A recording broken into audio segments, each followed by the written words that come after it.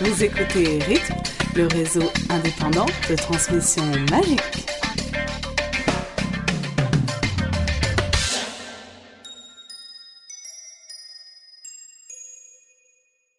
Bienvenue en direct de la Rythme. Il est 4h du matin. On est plus ou moins réveillés, pas très frais. Et donc avec moi, Purple et Pruno. Alice est en vadrouille, je ne sais pas trop. Et on a également ailleurs dans la pièce Dilligal, Nymphadora, Cox, Blue Dragoon, Smokeman, Lupin et Touffi. Et voilà. Mathéo qui est en vadrouille aussi. Voilà, donc nous avons tous lu le premier chapitre, le numéro 1 de Harry Potter and the Deathly Hallows. Et donc, dans cet épisode, on parlera uniquement du premier chapitre. Si vous avez lu ce chapitre mais pas la suite, si vous avez lu une traduction de ce premier chapitre, il paraît que certains sites web comme la Gazette du Sorcier en publieront une d'ailleurs, vous pouvez donc écouter ce podcast en toute tranquillité. Puisque nous n'avons pas lu la suite du livre, nous serons incapables de faire la moindre révélation dessus. Voilà, donc on va parler de ce premier chapitre que j'ai lu il y a 10 minutes, mais je me souviens même plus. C'est alors, pour vous dire. Je propose qu'on commence au début en fait avec la dédicace. Alors, Tu crois que j'ai vu la dédicace qui est donc... Elle a une drôle de forme, Elle a une drôle c'est de le petit forme. éclair. C'est pas une forme de serpent? Si, ça ressemble à un serpent. Un serpent, l'éclair. C'est peut être l'éclair aussi, ouais. Ah ouais. Et ce qui est intéressant, c'est qu'elle reprend plein de dédicaces d'avant. Elle reprend ses dédicaces du tome 1, du tome 5 et du tome 6. Oui, parce que là, il y a Neil, Donc, Jessica, voilà. David Mackenzie. Donc, Jessica, Di et Anne, c'était le tome 1. David et Niall, c'était le tome 5. Et Kenzie, c'était le tome 6. Et il reste donc le lecteur, qui est la personne en plus dans le tome 7. Voilà. Ensuite, pour la première fois, on a deux extraits littéraires, un extrait d'Eschyle, un extrait de William Penn, qui sont censés nous expliquer des choses sur la mort, et comme quoi, alors d'après ce que j'ai compris, même quand quelqu'un est mort, il continue à survivre parce que ses amis pensent à lui, ou quelque chose comme ça. Je sais pas, j'ai pas lu ça. J'ai passé dessus sur le chapitre. Donc, moi, ça me fait penser personnellement à ce que Dumbledore dit dans le tome 2, je ne quitterai vraiment Poudlard que quand tous ceux qui y seront ne me seront plus fidèles, quelque chose comme ça. Et ça me fait également penser... À la fin du film 5. Voilà. On dit, nous on a quelque chose en plus et on voit tout Harry avec ses amis. Donc comme quoi, enfin, J.K. Rowling a dit dans une interview, pardon, que on irait plus près de la mort que jamais, et des choses comme ça. C'est de ça que ça parle, à mon avis. Ok. Alors maintenant le chapitre 1, qui s'appelle donc l'ascension du Seigneur des Ténèbres. The Dark Lord Ascending. Cox aussi est très fraîche.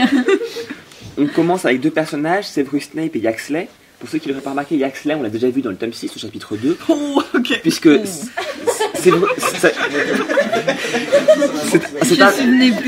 un des personnages que Severus Snape mentionne comme étant un des mange-morts qui n'a pas cherché à retrouver Voldemort. Donc il dit, les Carros, Yaxley, Fenrir Greyback et Lucius et moi-même n'avons pas cherché à retrouver Voldemort. C'est la seule fois où on avait entendu son nom. Mais là, maintenant, il prend une importance... Enfin, il devient beaucoup plus important, visiblement. Après, je le trouve mauvais.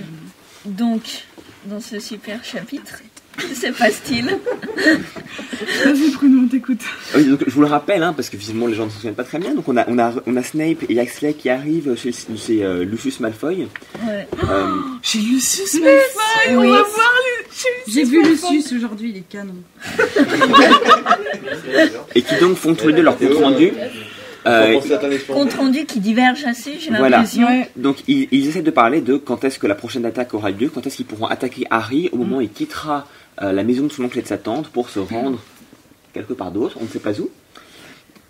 Dans une maison apparemment protégée Une par maison l'ordre et le les ministère. ministères, les deux ensemble et les deux regroupés. Et donc Rogue semble penser que ce sera le samedi suivant, Yaxley pense que ce sera la veille de son anniversaire. Voilà. Les deux étant possibles. A priori, on est en juillet, donc Harry est sur le point d'avoir 17 ans. La protection va bientôt expirer. Plus que quelques jours. Date limite de Plus que quelques jours. Alors donc, est-ce que... À consommer avant. Vous êtes plus prêt? Non, Alors, c'était en direct de chute dans le Cox avec sa Je pleure.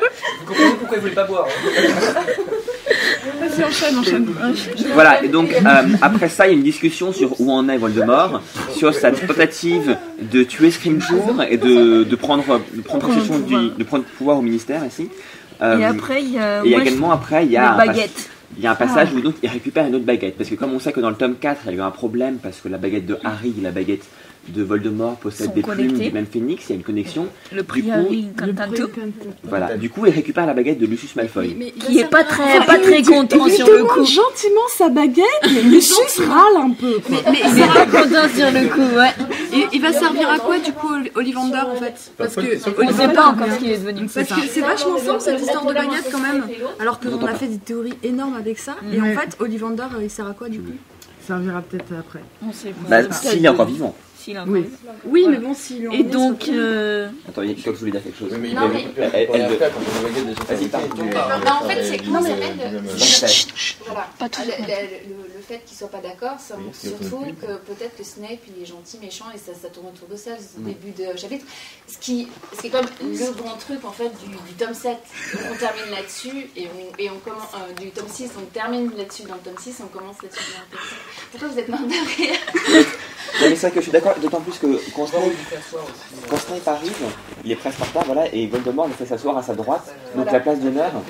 Voldemort a mis la place de l'autre, hein, il s'est mis au centre à la place de là où Thomas avec Lucius, et il met Snape à la place d'honneur, c'est lui qui est en premier, Et c'est en même lui temps, qui il se le fait fixe, on a l'impression qu'il le fixe, il doit lui faire, enfin il le fixe vraiment dans les yeux, donc les mecs il essaie de pénétrer sa mémoire, etc. pour voir, mais... Mais Rogue résiste comme toujours. Voilà. Alors la question c'est est-ce que ce que Rogue leur dit est vrai? Est-ce que c'est en partie vrai? Est-ce qu'il est encore en contact avec des gens de l'ordre? Il parle d'un source. il parle Quelle est d'un sa contact, source, ouais. une source, mais qui ça peut bien être? On n'a aucune idée. D'autant plus que tous les membres de l'ordre, a priori, maintenant le détestent et sont persuadés qu'il est du mauvais côté. Ouais. Il n'a pas son micro. Ok, pas de Sauf réaction. si c'est quelque chose qu'il a appris avant. Avant, ouais. Mais bon, ça a l'air de se passer. Ça a l'air de se passer au niveau de mois de juillet, plutôt avancé, puisque Harry est sur le point de quitter. Ou alors peut-être qu'il a eu de force cette information-là. Mais normalement, il ne parlerait pas de source dans ce cas. Ou alors il les cite. Voilà. Ouais. Oui, ça sent Avant la mort, ça me semble. Visiblement, Voldemort ne fait pas confiance à tous ses mange-morts, puisqu'il refuse de donner le nom de la source au milieu de... De l'Assemblée, ouais. Ça sent le flic qui protège le Non, mais il y a quand même un gros problème là-dessus, c'est d'où viennent ces sources. Est-ce que ça vient directement de l'ODP? Et dans ce cas-là, est-ce que Voldemort fait encore partie de l'ODP, ce qui m'étonnerait quand même? Rogue. Non, Snape, Voldemort, moi, il s'est fait Snape, non. Il a raté un entrée. Voldemort, Il Non, bon, d'accord, je corrige. Snape ne fait plus partie de l'ODP, a priori, vu qu'Harry lui a dit, a fait quand même passer le message comme quoi c'était lui qui avait fait qui avait tué Voldemort. Mais dans ce cas-là, d'où viennent les sources de Snape? Elles viennent directement de l'ODP, j'ai l'impression, et le problème c'est de savoir de qui elles viennent exactement, quoi. Peut-être qu'il est en contact avec quelqu'un de l'ODP qui sait qu'il a tué. Enfin, selon la théorie qu'il aurait tué Dumbledore. Mais dans les Mais DP, normalement, ils normalement, sont tous vraiment protégés qui par le serment, ils sont tous liés à je je sais sais pas. pas. Le problème, c'est que quelqu'un qui lui fait vraiment confiance. Et... Non, ça n'empêche pas, mais il faut savoir. Ou alors quelqu'un genre créature, un truc comme ça. Ouais, mais on nous a bien montré à chaque fois que c'était possible que personne appréciait Snape dans l'ODP, quoi. Ouais. Donc ils ont trouvé le bon moyen de le virer. Au revoir mon nom, quoi. Ou il a soumis quelqu'un Il a soumis quelqu'un à l'Imperium. Voilà, c'est un très bon léguminate, il peut très bien avoir simplement lu l'esprit de quelqu'un d'autre, peut-être un autre prof. C'est vrai que c'est un bon légume aussi. Donc voilà, on sait pas son nom comment. Ils entraînent. Ensuite, mettre de conf comme ça. ensuite, on a la super discussion là, avec la famille Malfoy, qui s'est fait un peu lyncher publiquement à cause de sa famille, quoi. Oui. Et alors la grande nouvelle, le mariage. Se sont mariés super vite. Il y a eu des hurlements de joie dans la chambre quand notamment Hailey a découvert ce mariage. Ça a tous été Donc en gros, explosion de... On pourra voir le mariage de Fleur et Bill, mais pas celui de... Mais non, mais au moins on sait qu'ils sont mariés, quoi. C'est pas juste comme ça. Ça, C'est ça, la famille Malfoy, à la honte de sa vie. Devant tous Mais les bon, autres. ça change pas grand chose tellement d'avant finalement, parce qu'on Oui, est quand même dans ouais, l'ODP c'était pas mal, et le Aurore descend pour du- le ministère, donc finalement c'est pas pire. Ils se marient carrément. Mais pareil, la question se pose aussi, comment Lucius est revenu chez lui? Il l'a libéré. C'est Voldemort qui l'a Voldemort a dû Voldemort dit libérer. qu'il l'a libéré, mais que voilà, il va peut-être se Mais calmer il y a maintenant et beaucoup de rester choses chez en lui. fait qui sont très abrégées déjà dès Ouais. ce premier chapitre. Ouais. déjà tout de suite. En fait, au tome 6, on s'est arrêté donc après la mort de Dumbledore, donc fin juin. Et là, j'ai l'impression qu'on recommence, mais directement fin juillet, quoi. Quelques jours de l'anniversaire de Harry, quoi. Et donc, genre 3 semaines où on n'a rien eu, quoi. Pas de nouvelles. Et je pense peut-être qu'on l'apprendra dans la suite, dans les autres chapitres suivants, mais là j'ai l'impression qu'il nous manque bien 3 semaines, quoi. Et intense, 3 semaines intenses, pas 3 Apparemment, semaines où Harry est resté chez lui à s'ennuyer devant des infos, comme dans certains tomes. Plus s'ennuyer à ce stade-là de l'aventure, il n'a plus le droit de s'ennuyer. Mais la question qui se pose, c'est que pourquoi avoir libéré Lucius si, comme il le dit, il en a plus besoin? Il a peut-être besoin de sa maison. Il pouvait l'avoir sans lui. Et sa baguette. Il avait déjà Drago et Narcissa. Mais préfère l'avoir sous la main. Et peut-être aussi qu'il a simplement libéré tous les mange-morts. Et du coup, il a libéré Lucius au passage. Pourquoi? Depuis quand Voldemort ça l'aide de pitié, tu vois? Il préfère l'avoir Non, sous mais la pas main. de pitié, mais il avait besoin de... Mais peut-être parce qu'ils étaient quand même 10 ou 11 emprisonnés. À cause par la faute de Lucius. Et que du coup il veut récupérer parce qu'ils sont quand même pas trop mauvais. Et puis au passage il libère Lucius aussi parce que bon, une fois qu'il est sur place, autant le faire. Oui, d'accord, mais pourquoi justement ne pas avoir fait un exemple de Lucius en le condamnant pour l'ensemble de ses erreurs? C'est quand même pas la première. Oui, mais parce que Azkaban c'est pas vraiment une très bonne condamnation maintenant que les détraqueurs ont rejoint Voldemort, à mon avis. Non, je dis pas, oui. Ouais. Donc effectivement Lucius sera certainement puni. D'ailleurs, une de ses punitions c'était que son fils soit quasiment envoyé à la guillotine. Ouais. Mais maintenant, il va le punir d'une autre façon. Il va le punir notamment en se moquant de lui à table avec tous ses amis. Et en le désarmant, surtout en le désarmant, puisqu'il lui prend sa baguette, c'est son arme, quoi. C'est pas pour lui plutôt que les laisser comme Azkaban, il préfère carrément l'amener, l'humilier devant tout le monde, lui piquer sa baguette et c'est encore plus sympa, je pense. Maintenant, c'est moi qui ai l'enquête. Mais alors, cet épisode me donne quand même l'impression qu'autour de la table, c'est que des mange-morts. Ce qui voudrait dire que Narcissa et Drago sont effectivement tous les deux des mange-morts. C'est une question qu'on se posait, on n'était pas tout à fait sûr. Maintenant, je pense qu'on a la certitude. Ils font partie de la maison. Oui, mais est-ce que tu penses vraiment que Voldemort parlerait de ses plans devant quelqu'un qui est juste un membre de la maison? Non. Je pense qu'ils sont véritablement membres. Ils ne peuvent pas faire grand-chose d'autre, même s'ils sont... Ils sont à côté, même s'ils entendent, même s'ils ne sont pas à la réunion, ils vont entendre parler. Ils peuvent pas aller raconter ça, c'est pas Mulcher, quoi, tu vois.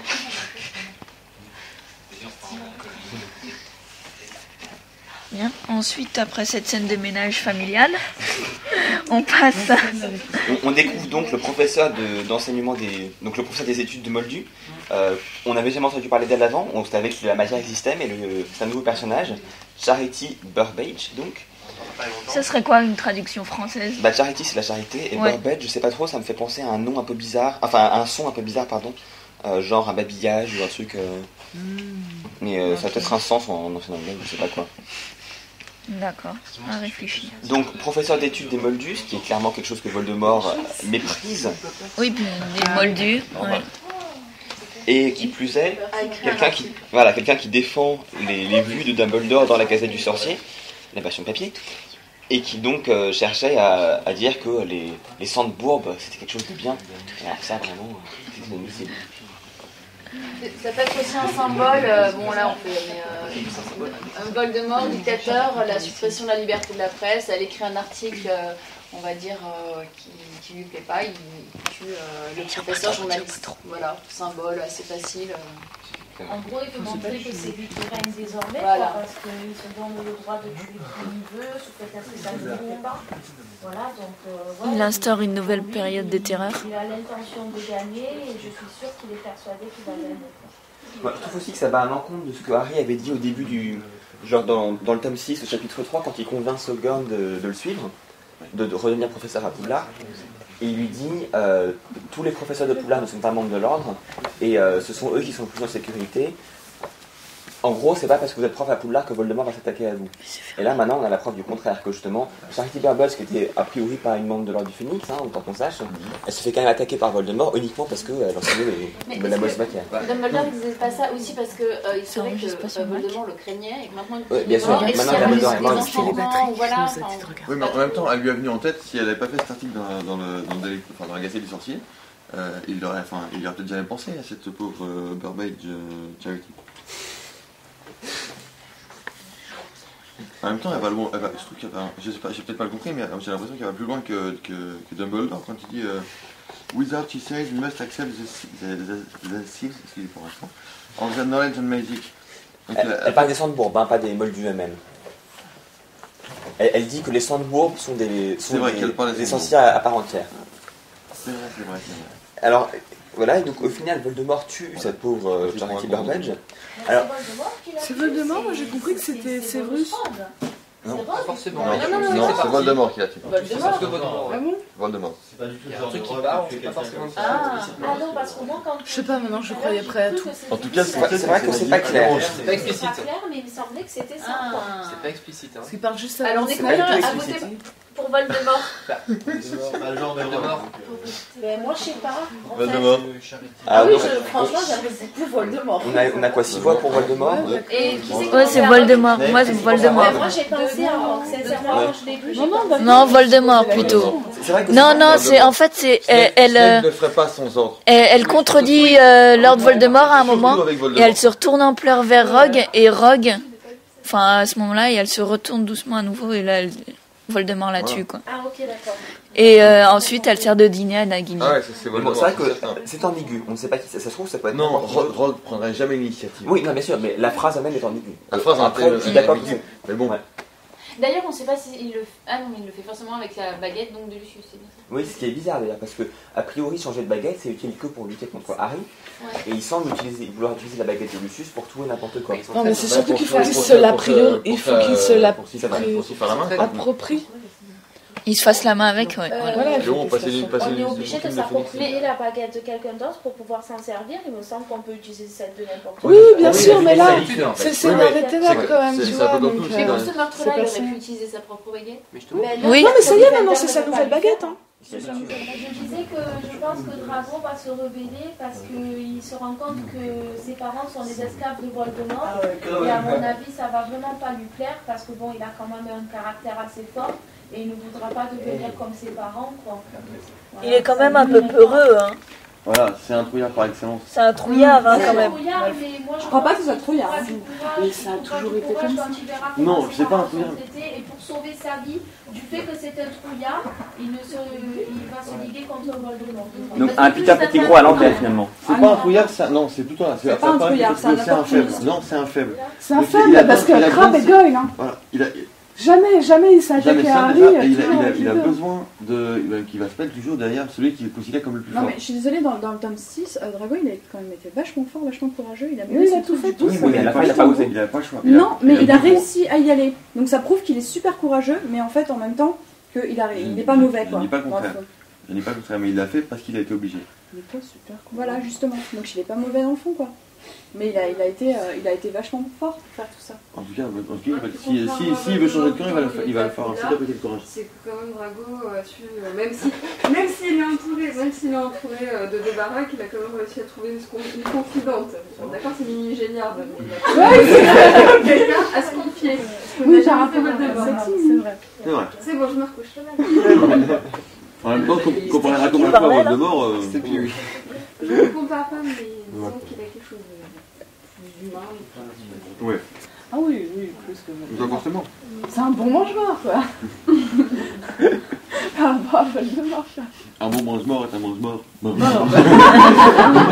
fait beaucoup de morts. C'est une bonne phrase que tu dis. Ta mère. Une phrase de la mort qui tue. Alors, ce qui est intéressant aussi, c'est que là, on voit la montée de Voldemort et il semble que sa première priorité, ce serait de d'abord prendre le contrôle du ministère avant de passer aux choses sérieuses, qui sont donc l'Ordre du Phénix et tout. Et notamment assassiner Rufus Scrimgeour dans le futur proche. Et à un moment, il se demande s'il va pas réussir à avoir le ministère avant la fin de la semaine. Oui, donc c'est bien ce que j'avais compris alors. C'est qu'ils ont un plan quand même très précis parce que c'est dit pourquoi samedi prochain. Je dirais ils ont un vendredi, je sais pas. Parce que samedi, c'est le jour où l'Ordre du Phénix doit venir chercher Harry. Voilà. D'accord. Ils ont un mec sous un. Et d'après ce que j'ai compris aussi, il a donc j'arrive pas à retenir Axel. Il a réussi à quand même à soumettre 2 ou 3 personnes, dont notamment une personne assez importante puisque c'est un chef de département, oui. Voilà. Celui qui a remplacé Amelia Bones ou quelque chose comme ça. Il n'y a pas un nom voilà, de jugement et tout. C'est Ticknet, ça veut dire l'épaisseur, mais c'est qu'en anglais, ça veut aussi dire quelqu'un qui est pas très malin. Voilà, Non, mais là, il veut frapper un grand coup, quoi. Après la mort de Dumbledore, il veut mettre les choses au clair. Maintenant, c'est lui qui va diriger le monde et il faudra faire à son idée, quoi. Alors après, c'est peut-être aussi pas seulement un symbole, mais aussi, aussi une décision stratégique, parce que le ministère est une cible facile par rapport à l'ordre du Phénix. Et aussi, c'est une cible dont le contrôle va lui donner beaucoup plus de pouvoir que la destruction de l'ordre du Phénix. Ah, bien sûr, notamment au niveau du département, de fermer du département des mystères, s'il a le contrôle du ministère, forcément, il pourra avoir accès. Bien sûr. Mais aussi, même s'il y a beaucoup de choses qui ont été cassées. Il a d'ailleurs été au département du ministère, dans le tome 5 avec beaucoup. Donc il n'a pas spécialement besoin d'avoir le contrôle sur le ministère complet pour pouvoir accéder. Mais là déjà, il a le contrôle de tous les transports qui se font, ce qui est quand même utile. Quand tu le repères ce que fait l'ordre, ça fait que n'importe qui transplane ou qui prend un porte-loin ou qui prend la poudre de cheminée. C'est pas le transplanage. Pas porte-loin. Hein. Le transplanage c'est le porte-loin et la poudre de cheminette. Et il me semblait que le transplanage aussi. Enfin bon, en tout cas, le transplanage c'est pas régulé. Pour les porte-loin déclarés, mais qui dit que l'ordre déclare c'est pas bon. D'ailleurs, qui en utilise? Non mais je veux dire, c'est que je pense qu'ils, même si c'est pas régulé, je pense qu'ils peuvent le détecter, le transplanage. Bien sûr, parce qu'ils ont détecté le transplanage de Dobby dans la maison d'Harry Potter. Mais ça, ils l'ont détecté parce que c'était à proximité de Harry Potter. Et justement, c'était évoqué après, je pense pas que ce soit un gros spoiler, hein, la façon dont voilà, il ne peut pas détecter la personne, il peut détecter l'endroit. C'est-à-dire qu'il est précis pendant le procès, dans le tome 5. Il détecte le sort, l'endroit où il a été fait, le moment où il a été lancé à proximité d'un mineur. Et pas parce que c'est un sort de transplanage. Mais ça veut dire qu'il y a moyen de détecter les sorts de transplanage. D'un mineur. Bah, si c'est possible pour un mineur, ça doit être possible pour les autres. Ouais, sauf que le sortilège qui permet de détecter ça est périmé à 17 ans. Enfin, dans tous les cas, c'est plutôt cool pour lui d'avoir le ministère. Merci. Ouais, ça va, c'est cool. Prendre la balle, Voldemort. Non, mais il y a quelque chose qui me surprend, c'est qu'il demande la baguette à Lucius. Donc ça veut dire qu'il n'a pas le fabricant de baguettes, Non, peut-être qu'Ollivander est mort ou n'est pas en état de fabriquer une baguette, ou alors que ça lui prendra trop de temps. De toute façon, qu'est-ce qu'Ollivander peut faire sur 2 baguettes qui sont déjà fabriquées et qui n'a plus en sa possession? En fabriquer une 3e nouvelle et... Vu que le Voldemort, qu'ils ne sont pas déjà utilisés, bon courage pour je sais qu'un il a réussi déjà 2 fois, pourquoi pas une 3e? Voilà, il n'a pas vraiment trouvé. Je pense pas qu'un phénix tu puisses le chasser. Il allait voir Dumbledore, il a dit bon Dumbledore, je peux t'emprunter quelques plumes de ton phénix, et puis le phénix il a pas râlé. Sinon il a pas dit marre quoi. Mais non, c'est vrai, enfin, qu'est-ce que Ollivander peut faire quoi? Il a qu'une baguette en sa possession et en même temps il va pas en faire un truc dedans, enlever la plume et mettre autre chose. Enfin, je pense pas qu'il puisse agir là-dessus. D'autres commentaires à faire sur Bellatrix peut-être? Elle ramasse plein la tronche. Voilà quoi, elle se rebelle, elle essaie de regagner sa position vis-à-vis de Voldemort. Il y a un terme que j'ai bien aimé quand il parle d'elle après qu'il lui fait un compliment. Oui. C'est... Attends. En tout cas, elle subit une belle humiliation là aussi. Pour la famille Malfoy. Elle est gâtée, la famille. La famille, c'est important. La famille, c'est important, ça doit rester famille. Ah oui, mais elle est gâtée, la donc, famille. unie dans l'humiliation et tout, là. C'est ça, l'invité, hein.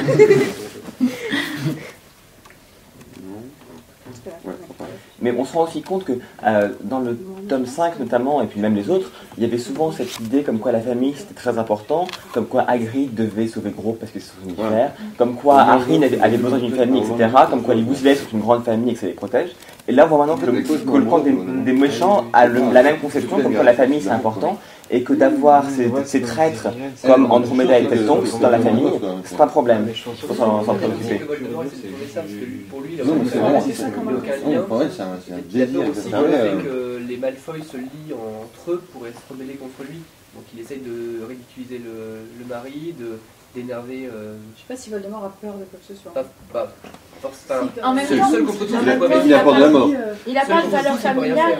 Il n'a pas de valeur familiale, il n'a pas connu ses parents. Oui, justement, c'est pour ça que ça m'étonne qu'il accorde de l'importance au fait qu'un membre de sa famille se soit marié. Il essaie de les enterrer avec cette fausse importance, lui il s'en fout.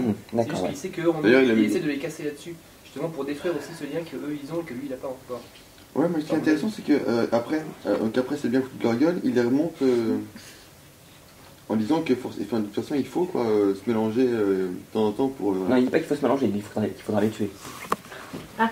C'est la prof de. Je crois que il dit qu'il faut couper les ponts avec cette famille, il faut couper les ponts avec cette partie de la famille, quoi, et pour ça il faut les tuer. Oui, ça veut dire qu'il faudra les tuer.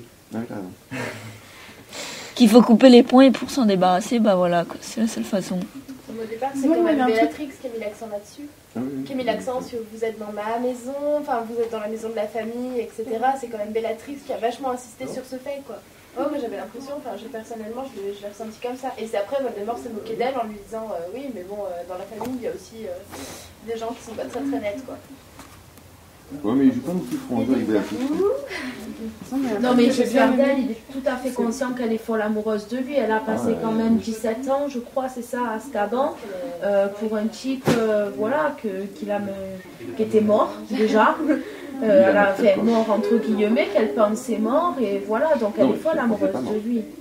Non, entre guillemets, parce qu'elle pensait tout à l'heure, mais c'est vrai que qu'on entend la théorie de c'est l'amour qui va sauver Harry Potter, enfin, en gros c'est l'arme absolue qui va tuer Voldemort. On pense toujours à Harry et tous ses amis. C'est l'amour de Bellatrix qui va sauver Lord Voldemort. Ça peut être aussi l'amour dans l'autre sens, c'est-à-dire la famille du côté de Malfoy ou Bellatrix finalement. C'est-à-dire que c'est pas uniquement l'amour du côté du bien, mais c'est aussi les failles sentimentales du côté du mal.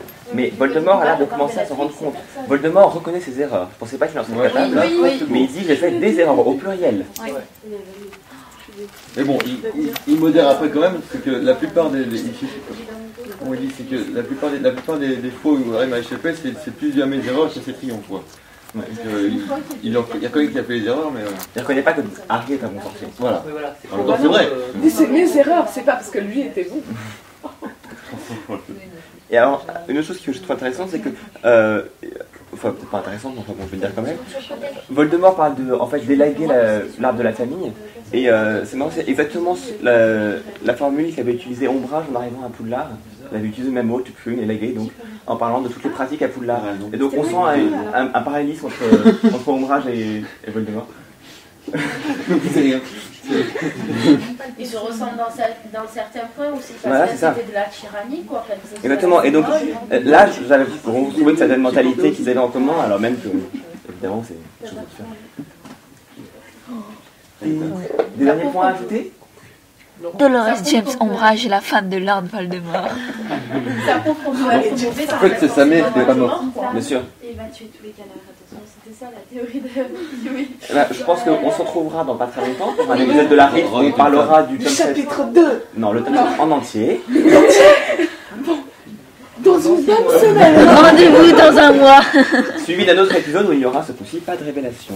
Voilà. Donc c'était en live Lupin, Purple Marie, Cox, Blue Dragoon, Chloé, enfin Fadora, Alice, Didi Eagle, Smokeman, Petit Bruit par l'occasion, Mathéo, Elena et Pruno. Merci de nous avoir écoutés et bonne nuit. Et enfin, on a la couverture entre les mains, la vraie en fait. Ah oui, on rappelle quand même qu'on a le tome 7 entre les mains. Hein. Le vrai quoi. La couverture dont on vous a parlé tant de fois et tout, les théories qu'on a fait sur la couverture et tout, là on les a entre les mains quoi. Le dessin entre les mains, c'est waouh. C'est plus sur écran d'ordinateur, c'est entre les mains là. C'est la classe. C'est bon ? Ouais.